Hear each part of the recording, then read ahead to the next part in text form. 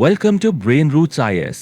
Today we will study the birth of modern Indian painting, a colonial encounter. तो कहानी शुरू होती है 18वीं से 20वीं सदी के बीच। ये वो दौर था जब भारतीय कला की दुनिया में आप कह सकते हैं एक भूचाल सा आ गया था।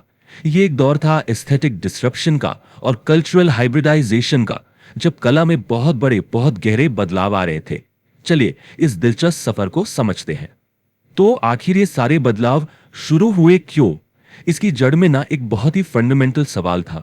जरा सोच कर देखिए, जब मुगल और राजपूत दरबार, जो सदियों से कला के सबसे बड़े पेट्रन थे, वो खत्म हो गए, तो उन कलाकारों का क्या हुआ होगा जिनका पूरा जीवन राजाओं और नवाबों के लिए पेंटिंग बनाने में गुजरता था? जब राजा ही नहीं रहा तो कलाकार किसके लिए बनाएगा? इसी एक सवाल ने, इसी क्राइसिस ने भारतीय कला को एक बिल्कुल नई दिशा में मोड़ दिया। और यहीं से हमें उस सवाल का पहला जवाब मिलता है। इंडियन आर्टिस्ट्स ने नए पेट्रन्स ढूंढ लिए, और ये नए पेट्रन कौन थे? ब्रिटिश ईस्ट इंडिया कंपनी के अधिकारी। बस इसी नए रिश्ते ने एक बिल्कुल नई आर्टिस्टिक स्टाइल को जन्म दिया, जिसे आज हम जानते हैं कंपनी स्कूल के नाम से। तो ये कंपनी स्कूल या कंपनी कलम आखिर था क्या? देखिए, ये एक स्टाइलिस्टिक सिंथेसिस था, एक फ्यूजन था। यहां पर भारतीय कलाकारों ने अपनी ट्रेडिशनल टेक्निक्स को अडेप्ट किया अपने नए ब्रिटिश एम्प्लॉयर्स के लिए, इस सब कॉन्टिनेंट को डॉक्यूमेंट करने के लिए। यह समझना बहुत जरूरी है कि यह भारतीय परंपरा का पूरी तरह से रिजेक्शन नहीं था, बल्कि ये एक मॉडिफिकेशन था, एक ऐसा बदलाव जहां इंडियन आर्ट ने ब्रिटिश पसंद के हिसाब से एक नया रूप लेना शुरू कर दिया था। तो ये हाइब्रिड बना कैसे? बड़ा इंटरेस्टिंग मिक्स था ये। एक तरफ से आया इंडियन एलिमेंट, यानी कि वो बारीक मेटिकुलस ब्रश वर्क जो मुगल और राजपूत मिनिएचर पेंटिंग की खासियत थी, और साथ ही लोकल फ्लोरा और फौना, यानी पेड़ पौधों और जानवरों की गहरी समझ। और दूसरी तरफ से आया यूरोपियन एलिमेंट। कलाकारों ने वाटर कलर का इस्तेमाल करना सीखा, उन्होंने लीनियर पर्सपेक्टिव को अपनाया, और शेडिंग की टेक्निक, जिसे चियारोस्क्यूरो भी कहते हैं, मतलब रोशनी और परछाई का इस्तेमाल करके किसी चीज को 3 डायमेंशनल दिखाने की कला, उसे भी सीखा। अब ये लीनियर पर्सपेक्टिव क्या भला है? बड़ा सिंपल सा कॉन्सेप्ट है। आपने कभी रेलवे की पटरियों को दूर तक देखा है? वो आगे जाकर ऐसे लगती है ना जैसे मिल रही हैं। बस यही वो आर्टिस्टिक टेक्निक है जो एक फ्लैट सरफेस पर, मतलब कागज पर, गहराई या डेप्थ का इल्यूजन पैदा करती है। इससे कोई भी सीन 3 डायमेंशनल लगने लगता है। और ये भारतीय कलाकारों के लिए एक बिल्कुल नया कॉन्सेप्ट था। और ये कला शैली पनपी कहां? जाहिर है ये उन जगहों पर फली फूली जहां अंग्रेजों का दबदबा सबसे ज्यादा था, जैसे कि पटना, जो आम लोगों की रोजमर्रा की जिंदगी यानी एवरीडे लाइफ को दिखाने के लिए मशहूर हुआ। कोलकाता और चेन्नई में कलाकारों ने बोटैनिकल इलस्ट्रेशंस बनाए, यानी पेड़ पौधों और जानवरों के एकदम साइंटिफिक चित्र।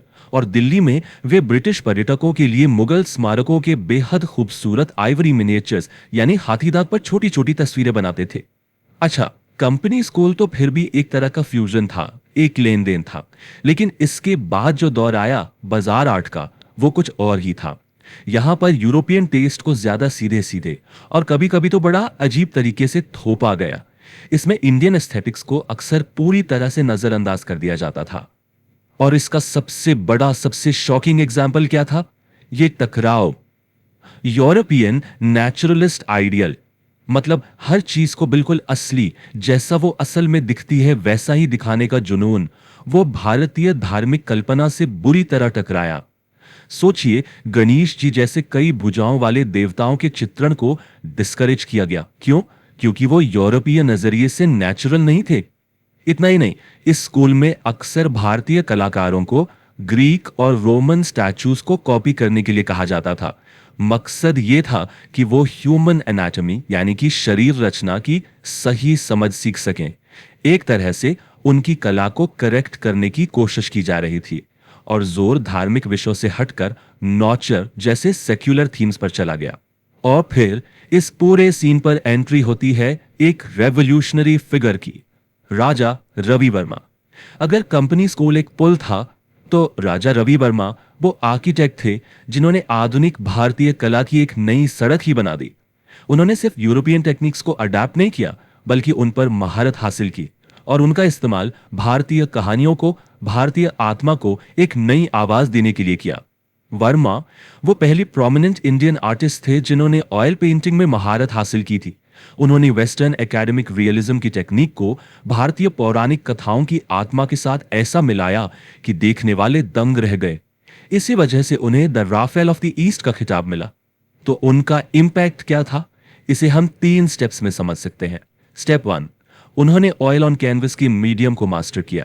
स्टेप 2, उन्होंने हमारी माइथोलॉजी, हमारे पुराणों और महाकाव्यों के कैरेक्टर्स को री इमेजिन किया, उन्हें एक नया रियलिस्टिक रूप दिया। और स्टेप 3, जो शायद सबसे क्रांतिकारी था, उन्होंने प्रिंटिंग प्रेस का इस्तेमाल करके आर्ट को डेमोक्रेटाइज कर दिया, उसे महलों से निकालकर आम जनता के घरों तक पहुंचा दिया। अब सवाल यह है कि उन्होंने ये किया कैसे? टेक्नोलॉजी की मदद से। उन्होंने ओलियोग्राफ्स नाम की एक टेक्निक का इस्तेमाल किया। अपनी लोनावाला प्रिंटिंग प्रेस में उन्होंने अपने ओरिजिनल ऑयल पेंटिंग्स के हजारों लाखों सस्ते कलर प्रिंट्स बनाए और इसका नतीजा देवी देवताओं की तस्वीरें हर घर में पहुंच गईं। और इसका सोशल इंपैक्ट जबरदस्त था। सोचिए, इतिहास में पहली बार कोई भी आम इंसान अपने घर में लक्ष्मी या सरस्वती की एक रियलिस्टिक दिखने वाली तस्वीर रख सकता था। रामायण और महाभारत की जो तस्वीरें वर्मा ने बनाई, वो आज भी लाखों भारतीयों की कलेक्टिव मेमोरी का हिस्सा हैं। उन्होंने हमारे देवी देवताओं को एक चेहरा दे दिया। तो अगर हम इन दोनों मुख्य आर्ट मूवमेंट्स को साइड बाय साइड रखे कंपेयर करें तो क्या फर्क दिखता है? चलिए देखते हैं। मीडियम की बात करें तो कंपनी स्कूल में वाटर कलर्स थे, जबकि वर्मा ने ऑयल पेंट्स का इस्तेमाल किया। पर्सपेक्टिव कंपनी स्कूल में हाइब्रिड था, एक मिश्रण था, जबकि वर्मा का पर्सपेक्टिव प्योर यूरोपियन रियलिज्म पर आधारित था। सब्जेक्ट मैटर भी अलग था। कंपनी स्कूल का फोकस एथनोग्राफिक डॉक्यूमेंटेशन पे था, जबकि वर्मा मिथोलॉजिकल थीम्स पर काम कर रहे थे। और सबसे बड़ा फर्क था पर्पस में। कंपनी स्कूल का मकसद था डॉक्यूमेंटेशन और वर्मा का मकसद था कल्चरल रिवाइवल। अब भारतीय कला सिर्फ अंग्रेजों के लिए भारत का दस्तावेज नहीं बना रही थी, अब कला का मकसद बदल चुका था। और यही सबसे बड़ा फंडामेंटल शिफ्ट था, ऑडियंस का बदलना। अब कला किसके लिए बन रही थी? कंपनी स्कूल की कला थी फॉर द मास्टर्स आए, यानी अंग्रेज अधिकारियों के लिए। लेकिन राजा रवि वर्मा की कला थी फॉर द इंडियन सोल, यह भारतीयों के लिए थी और भारतीयों की कहानियां कह रही थी। तो चलिए पूरे टॉपिक का एक क्विक रिवीजन कर लेते हैं 4 पॉइंट्स में। Point 1, crisis. ट्रेडिशनल पेट्रन्स के पतन ने एक आर्टिस्टिक वॉइड पैदा किया। Point 2, adaptation. कंपनी स्कूल ने इंडियन डिटेल को यूरोपियन वाटर कलर और पर्सपेक्टिव के साथ ब्लेंड किया। Point 3, imposition. बाजार आर्ट ने सख्त यूरोपियन नेचुरलिज्म को थोपा। And point 4, revolution. Raja Ravi Varma ने ऑयल पेंटिंग को मास्टर करके एक नई नेशनल विजुअल लैंग्वेज बनाई। लेकिन जाते जाते एक सवाल जरूर सोचना चाहिए, क्या आधुनिक भारतीय कला को अपनी आवाज, अपनी पहचान खोजने के लिए वाकई एक यूरोपियन लेंस की जरूरत थी? भारतीय संस्कृति पर कॉलोनियल एनकाउंटर की इस कॉम्प्लेक्स लेगेसी को समझने के लिए ये एक बहुत जरूरी सवाल है। If you found this lecture helpful, like, share and subscribe to the channel.